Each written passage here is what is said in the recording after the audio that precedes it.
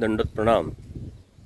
परमेश्वराला ओळखल्याशिवाय आणि परमेश्वराला जाणल्याशिवाय, जाणून उमजून समजून अनन्यभावी शरण गेल्याशिवाय परमेश्वराची प्राप्ती होत नाही आणि म्हणून हा जीव जन्ममृत्यूच्या फेऱ्यातून बाहेर पडत नाही. या सृष्टीमध्ये परमेश्वर अवतारतात, परंतु ते अवतार कसे घेतात त्याचे 3 प्रकार आहे. परमेश्वर गर्भातून अवतार घेतात, ज्याप्रमाणे श्रीकृष्ण महाराज, श्री दत्तात्रय प्रभू महाराज, श्री चक्रपाणी प्रभू महाराजांनी गर्भातून अवतार घेतला. त्याचप्रमाणे परमेश्वर दवडण्यातून अवतार घेतात, ज्याप्रमाणे गोविंद प्रभू महाराजांनी अवतार घेतला.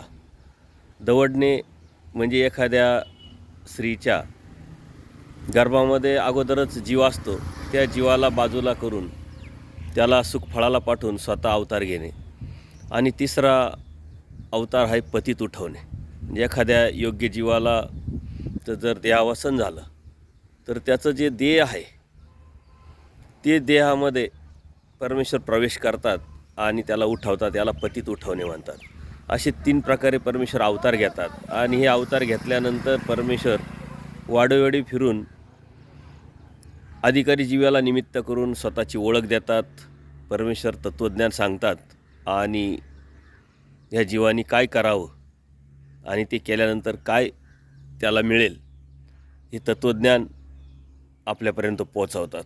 आणि ते स्वामी श्री चक्रधरांनी पतित उठवण्याचा अवतार स्वीकारून वाडोवाडी फिरून अधिकारी जीवाला निमित्त करून हे तत्त्वज्ञान आपल्यापर्यंत पोहोचवलेलं आहे. म्हणून त्या परमेश्वराला अनन्यभावी शरण जाऊन आपल्या जीवनाची मुक्ती करून घेणं हेच आपलं ध्येय आणि हेच आपलं कर्तव्य असलं पाहिजे. दंडोत प्रणाम. दंडोत प्रणाम.